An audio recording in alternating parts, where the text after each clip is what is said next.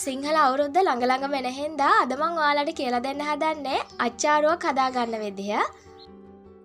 පැරණිම ක්‍රමයට ඒ වගේම හරිම රසට හදාගන්න පුළුවන් මේ විදිහට.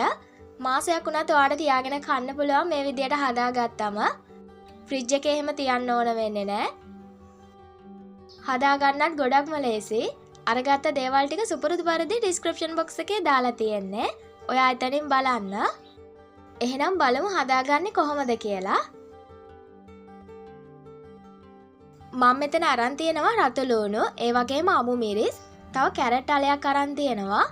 ඒත් එක්කම අරන් තියෙනවා ගස් ලැබු පොඩි කෑල්ලක්. රතු ලුණු නම් පොඩ්ඩක් වැඩිපුර මං අරගත්තා. ලුණු ටිකක් වැඩිපුර කනවා නම් පොඩ්ඩක් වැඩිපුර දාගන්න. අමු මිරිස් ටිකක් අඩුවෙන් කනවා නම් මිරිස් ටිකක් අඩුවෙන් දාගන්න. මං අරගත්තේ අමු මිරිස් ග්‍රෑම් 50ක් විතර. ඒ වගේම මං කැරට් අලයක් අරගත්තට මේකෙන් භාගයක් වගේ තමයි අරගන්නේ.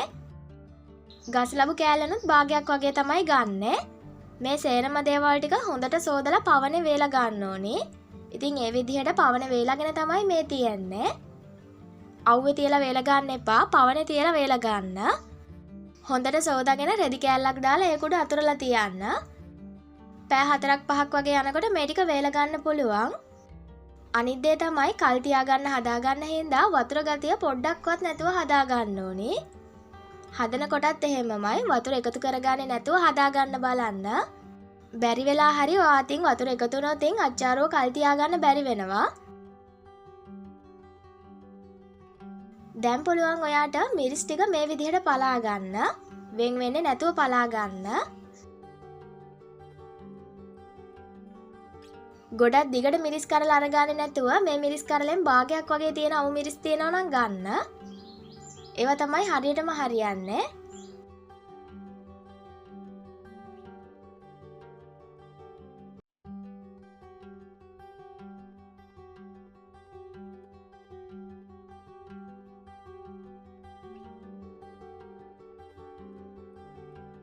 මිරිස් කරල් ටික ඒ විදිහට පලා ගත්තට පස්සේ මම කැරට් අලය කපා ගන්නවා. කැරට් අලයෙන් භාගයක් වගේ ගන්න. ග්‍රේට් කරලා අරගන්න එපා. පිහියෙන්ම කපා ගන්න. පොඩ්ඩක් විතර ලොකු කෑලි වලට කපා ගන්න ඕනේ. ග්‍රේට් කරලා අරගත්තොත් ඒ ප්‍රමාණය පුංචි වැඩි වෙනවා. ඒ හින්දා පිහියෙන් මේ විදිහට කපා ගන්න.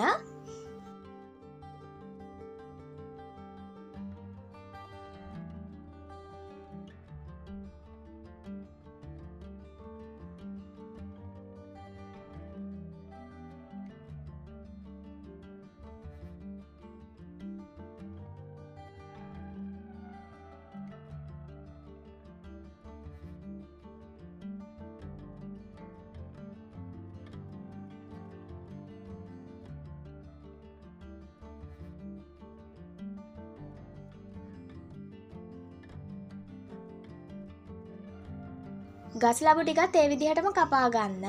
ඒකෙනුත් මං කෑල්ලක් වගේ අරගන්නේ. මේ දේවල් වලින් ඔයා වැඩිපුර කන්න කැමති දේවල් පොඩ්ඩක් වැඩිපුර එකතු කරගන්න. මම ලුණු ටිකක් වැඩිපුර කන හින්දා ලුණු එකතු කරගත්තා වගේ. ඔයා මිරිස් ටිකක් වැඩිපුර කනවා නම් මිරිස් පොඩ්ඩක් වැඩිපුර එකතු කරගන්න පුළුවන්. එන්න ඒ විදිහට පුළුවන් ඔයාට අච්චාරුව හදාගන්න.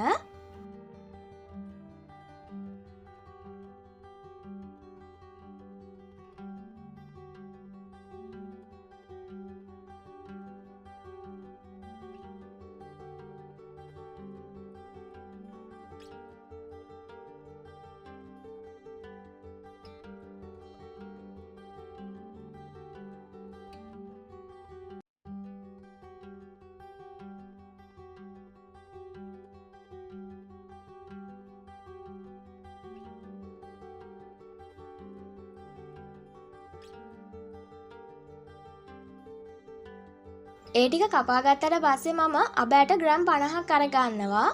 අබ ටික ඉස්සර වෙලා සෝදලා අවුවේ වේලෙන්න තියන්න. කහ කුඩු තේ හැඳි භාගයකුත් එකතු කරගන්න. ඊට පස්සේ පුළුවන් ඔයාට විනාගිරි අරගන්න. අරගන්න ඕනි කෘතිම විනාගිරි එහෙම නෙමෙයි, පොල් විනාගිරි අරගන්න.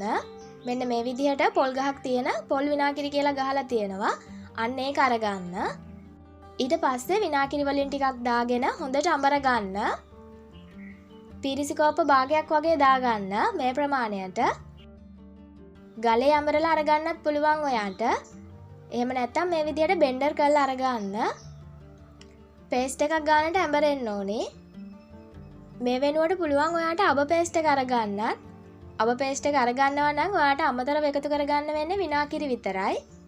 පාට මදි නම් කහ පොඩකුත් එකතු කරගන්න. ඊට පස්සේ මැටි ඇතලියක් අරගෙන මිරිස්, ලූණු, කැරට්, ගස්ලබු එකතු කරගන්න.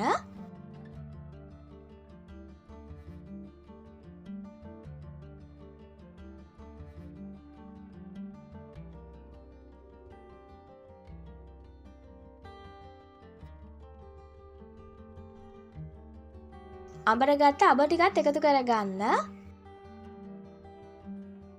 ගම්මිරිස් කුඩු තේ හැඳි භාගයකුත් දාගන්නවා. ලුණු කුඩු තේ හැඳි භාගයකුත් එකතු කරගන්න. ඊට පස්සේ මේ ටික හොඳට කලවම් කරගන්න. අතේ වතුර තියෙනවා නම් අත පිහදාලා කරන්න මේ විදිහට.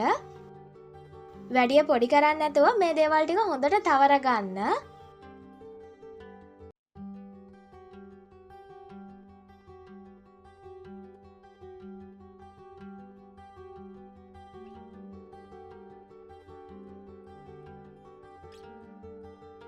හොඳට කලවම් කරගත්තට පස්සේ පුළුවන් ඔයාට තව විනාගිරි එකතු කරගන්න. පිරිසිකෝප භාගයක් වගේ දාගන්න. ඊට පස්සේ මෙන්න මේ විදිහට පොඩ්ඩක් කලත්ත ගන්න. ඇල කරපුවාම මෙන්න මේ ගානට වගේ තියෙන්න ඕනේ.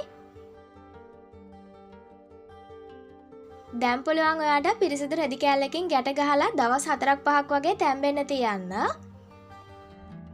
පුංචි සත්තුන්ට එහෙම යන්න බැරි වෙන්න මේ විදිහට ගැට ගහ ගන්න.